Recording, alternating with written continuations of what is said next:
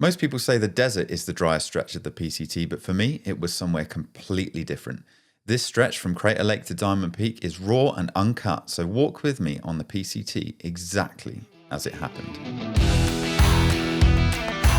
What is up? Welcome back to the channel. If you're new here, I'm Russ Hepton, long distance hiker, founder of Thru Notes and vice president for Trek for Trevor. Be sure to check the links in the description for a 10% discount off one of my waterproof notebooks, and head over to trekfortrevor.org for hiker safety and advice from trusted and verified sources. If you haven't already, I highly recommend you check out my PCT documentary series, Back to the Start. It will give you a full emotional and personal context behind this journey.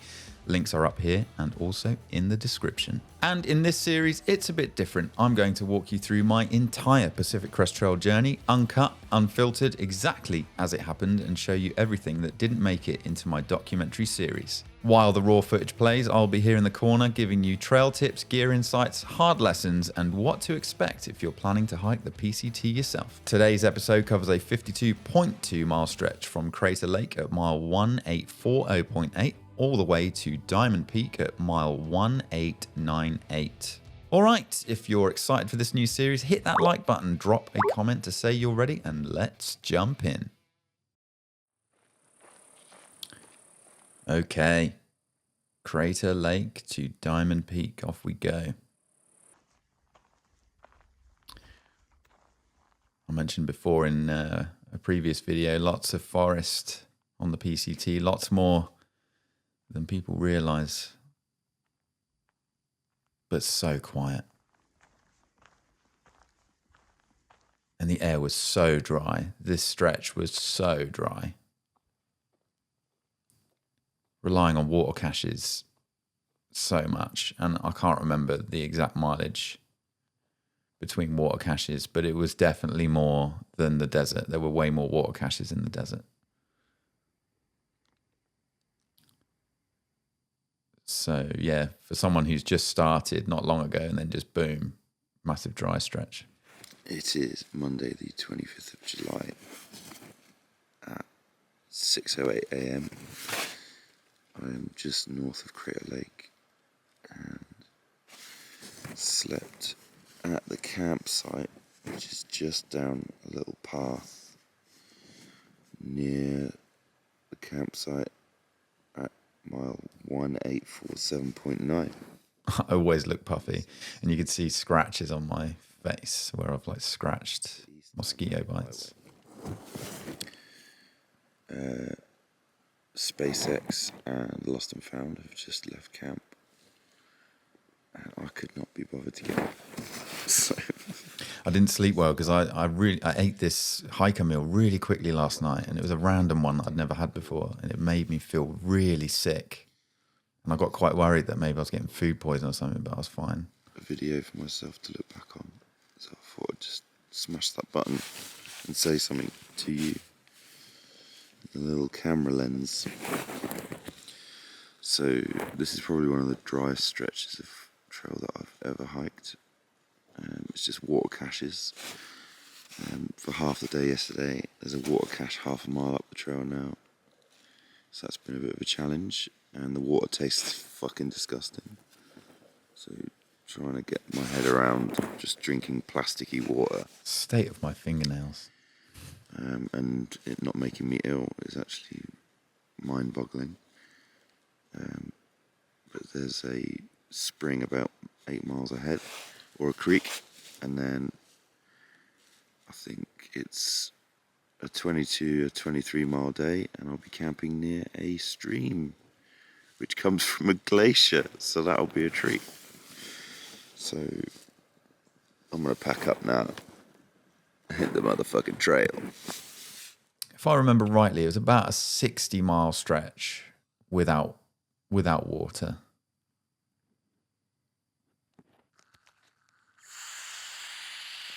Oh, that sound in the morning. The hiker alarm clock.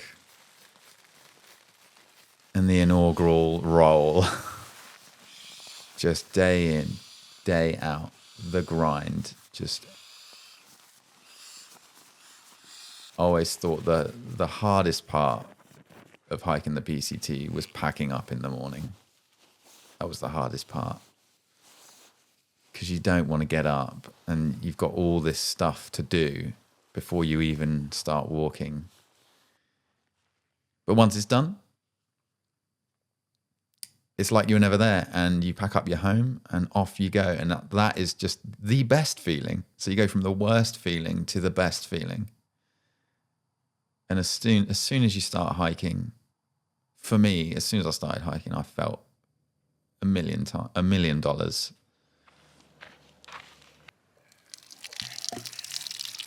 Oh. So you've got to be really careful at water caches and filter it, because you don't know how long it's been in there. You don't know whose grubby fingers have been on that tap. And they are prime locations for viruses and bacteria. So always filter your caches, in my opinion. You can't go wrong then, can you? But yeah, they also they spit everywhere. And it's so hard not to spill any. Man. Hitting record. That's all you've got to do. Just smash that button. It doesn't matter if you know what you're going to say. It doesn't matter if what you're going to say is an absolute load of rubbish. At least you've hit record. That's the truth. But I just filled up my water. And it's very quiet. The air is really cool. Got the sun just kind of peeking through the really skinny pine trees. A few tiny little blowdowns like this one. I just had a thought about, purpose and being on the trail and why I'm here, and I realised after 2 weeks of settling in, I hadn't really thought about it much. And then yesterday and the day before, I listened to The Power of Now again for the first time in a really long time. I don't know, I just feel like if you've read The Power of Now, this will make a bit more sense to you, but I feel like I've kind of been away with the fairies. Just going to pause it there. So The Power of Now, a couple of friends of mine read it and they recommended it. And when I first read it, it was like a huge awakening of realizing that I am not my mind, and I can watch my thinking and pick and choose which thoughts resonate with the true me. And just the moment I realized that, my life has never been the same. I still have egoic attachments and things like that, but it's definitely worth a read, especially if you're someone like me who has a racing mind and overthinks things a lot. It's a really good read. The Power of Now, Eckhart Tolle, also an awesome YouTube channel, and I think they have a podcast. I could be wrong. It's a couple of years with everything that's been going on in life, and after listening to this book again,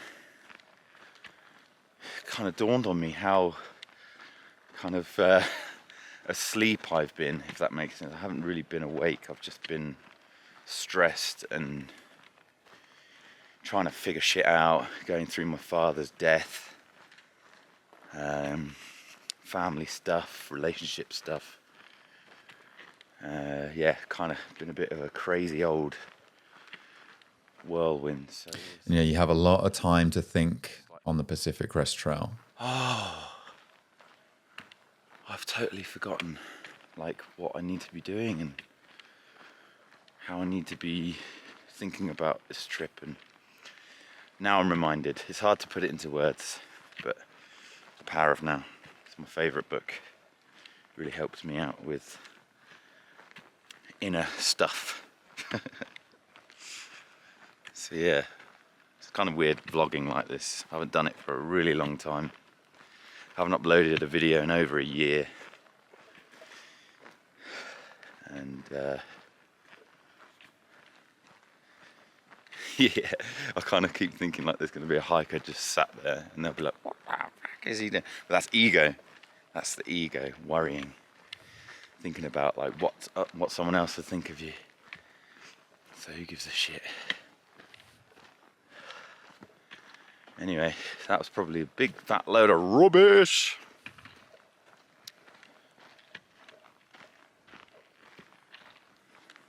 Never doubt yourself.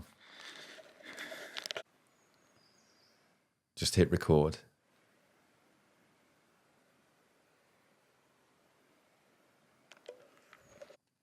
There are no videos unless you hit record.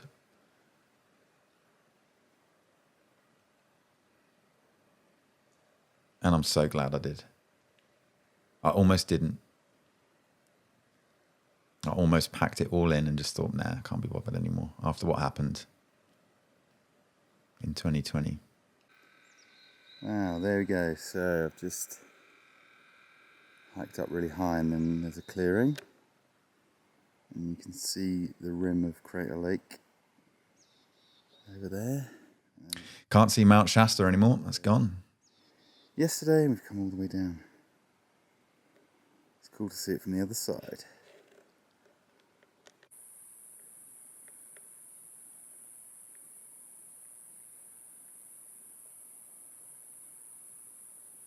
That sound.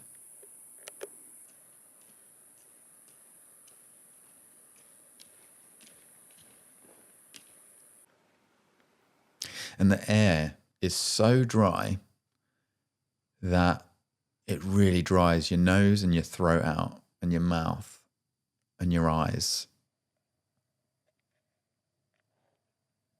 And like having all of that plus the 60-mile dry stretch was, you're just like dying for a drink all the time.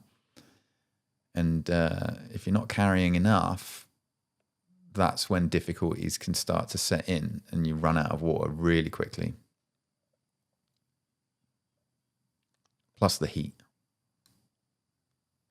There you go. Three Sisters.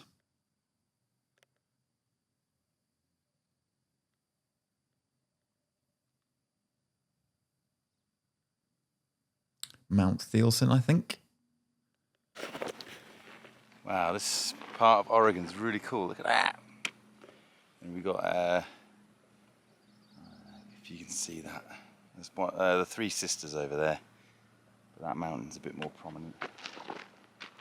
Man, oh man. So, gonna hook around here. And then behind all of that, there's a glacier and some water, which is good.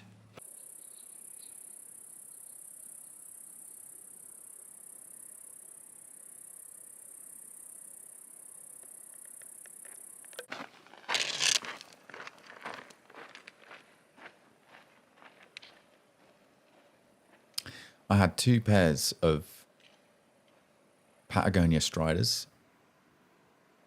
I didn't wear any underwear because they have a netting inside them, and they were dead comfy, and they had little pockets either side.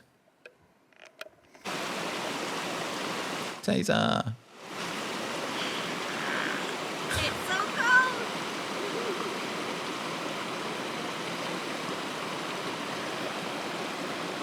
Is it nice?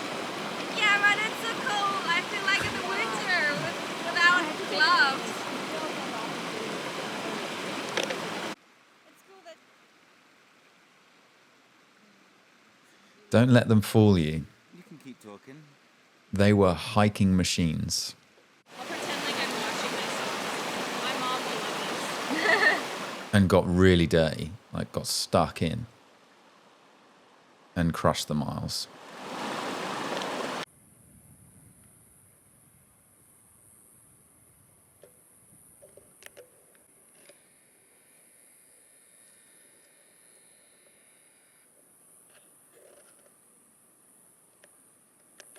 Was the highlight of your day? Oh, highlight of my day. Not carrying that water. Can I have chocolate covered pretzels? Nice. Nice. Ooh, lunch. We had a really good lunch spot, didn't we? Cool. We got the drone out. Do you mind stating for the camera what your trail name is, your real name is, and where you're from? My trail name is Tour Guide. My Yep. real name is Amy, and I am from Sandbach in Cheshire. Oh, lovely. Nice. And yourself, mate? My name's Paul. Trail name is Bad Review. Nothing to do with her tour guiding. I love these guys. They were so nice. Also from San Sebastian. I think they were police officers and just left and quit their jobs. Britain. I think now they're living in Australia. Little Britain can't say. Germany. I think their channel is called Wander Longer, so go check that out. USA.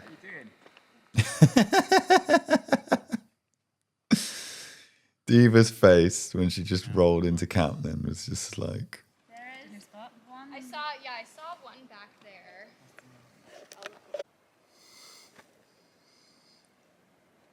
So, it's the evening. Tent has been pitched. I just did the most ridiculous walk down a zigzag path to get to a stagnant pond with a tiny stream to get water, and then all the way back up, and then just got pummeled with mosquitoes.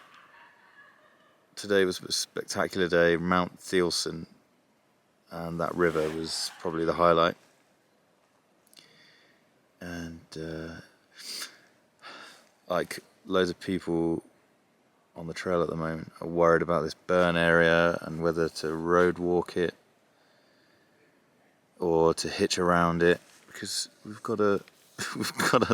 can't go through this burn area because there's rangers there that will take your permit away and it's just not safe. So yeah, fuck even attempting to try and walk through this burn area. I was devastated that this burn area hadn't opened yet. It had been closed for 2 years. And you know what? I think it all boiled down to paperwork. The fact that it was still closed was paperwork, because I'm pretty sure it must have been deemed safe for a long time. But they just, the legality of and the safety of making these things reopen takes a lot of time. And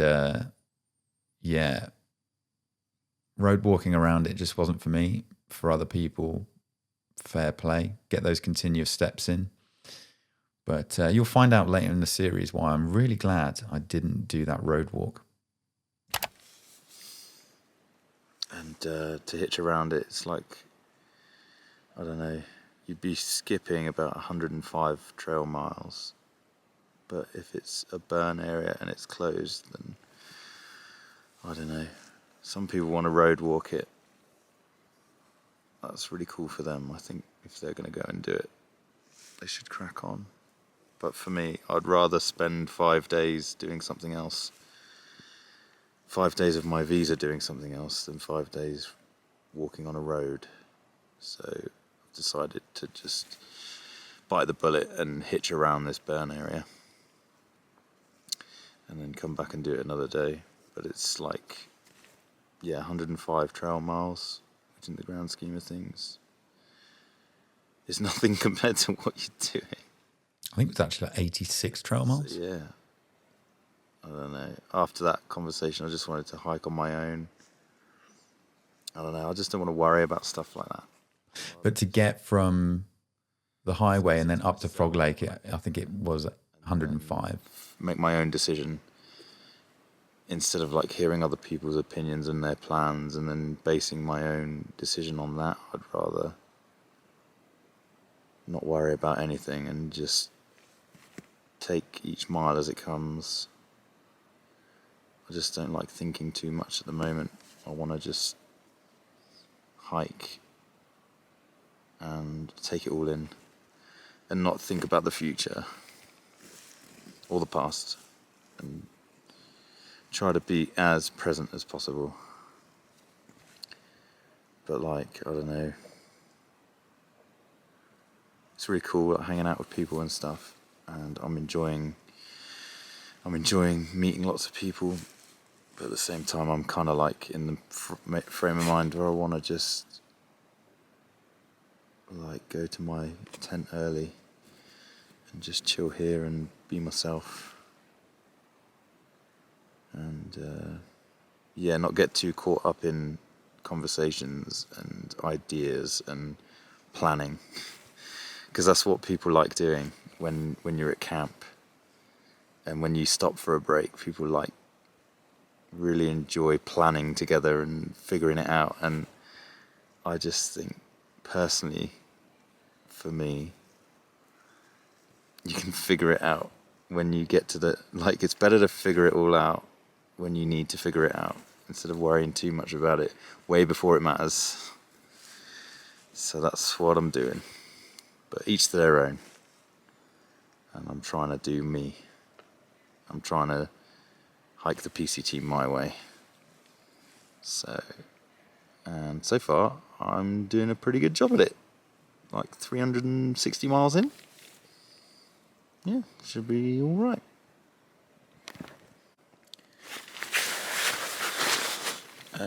Another thing to talk about is I find it really, really difficult when someone, I don't know, someone mentions my dad or asks about parents, and like I tend to just say, "Oh, he died in April," like it's nothing. But really, it's fucking devastating every time I say it. There's a horrible little bug. It's not their fault. People don't know. But when you're going through it, it takes a lot. It's kind of like a little devastating every time I say it.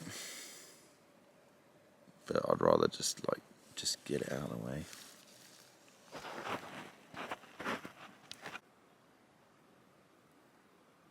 Onward through Oregon.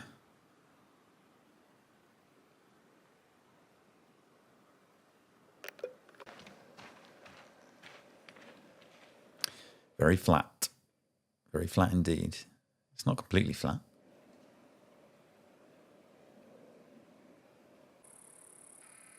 But actually, Gaining altitude. I never got a single blister on the trail, but the only kind of foot problem I got was in Oregon, where it was so flat, and the repetition on the balls of on the ball of my left foot, it just pummeled that area of my foot, and it just felt like the flesh was getting like battered. So it wasn't a skin problem, it was more like a flesh issue. And as soon as I picked up new shoes in Bend, the problem went away. I just needed new shoes.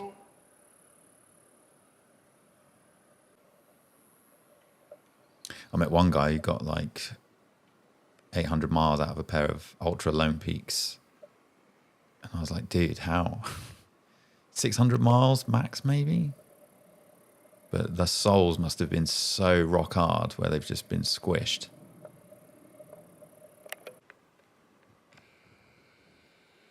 You know, everybody's feet are different. One pair of shoes isn't always right for the next person. There's Diamond Peak in the background. Can't remember the name of this lake. Excellent swimming. Dead quiet.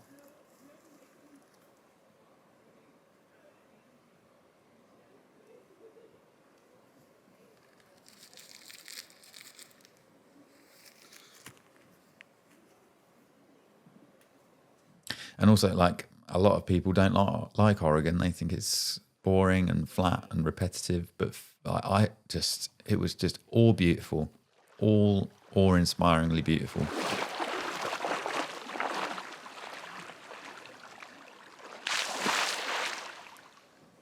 Don't get me wrong. Like, I had days where I was like, I cannot be bothered to keep walking today. But I never wanted to quit. There were days where I'd get like a mile out from camp and I'm like, I cannot wait to just stop today. Woo! But it was always beautiful. Always interesting. Always something to go up at and record and take photos of. Oh my God.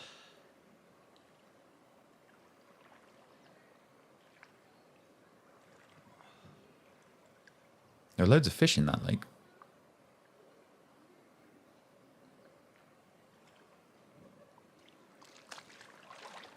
I'm starting to lose weight here.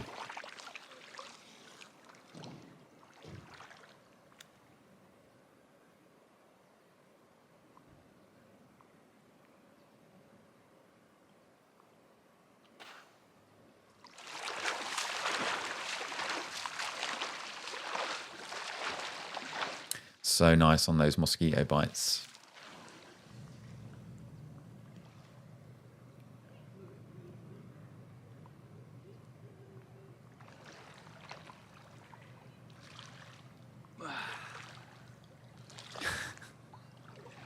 State of that. Such like brown arms and just a pasty white back. My goodness.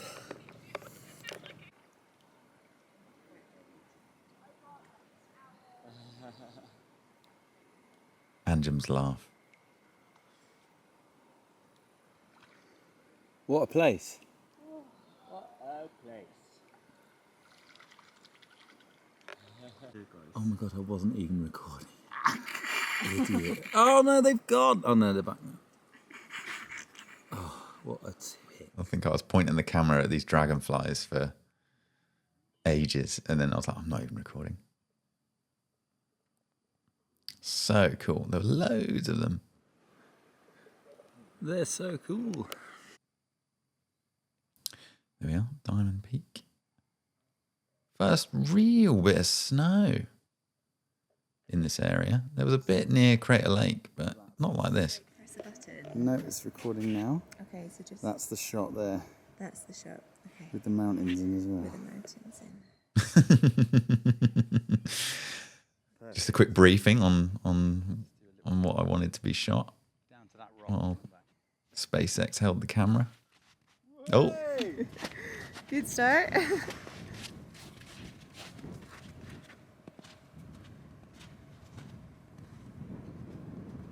stunning! I just love the snow on those on that ridgeline back there, and the dark, like volcanic rock.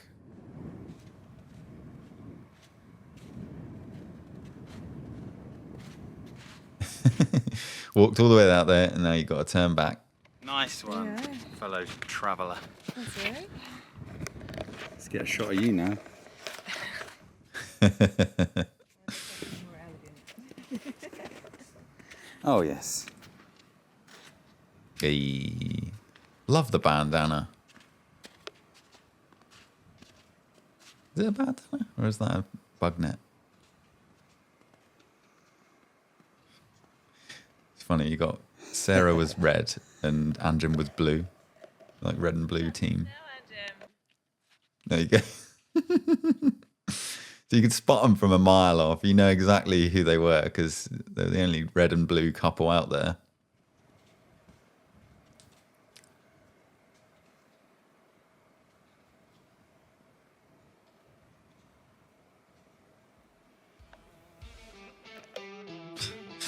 And there we have it. Stay tuned for the next video in this series. Loads more to come. Looking forward to putting those together. So subscribe so you don't miss an episode when it comes out. Smash that like button. Push the notification bell as well so you don't miss a thing. And leave a comment. Let me know. Is there anything that I missed? Have I got anything wrong? Do you have any memories? Were you on that trail that year? Have you hiked the PCT before? Did you have a similar or different experience? I would like to know, and I do read all of my comments. So yeah, let us know. And I will look forward to seeing you in the next one.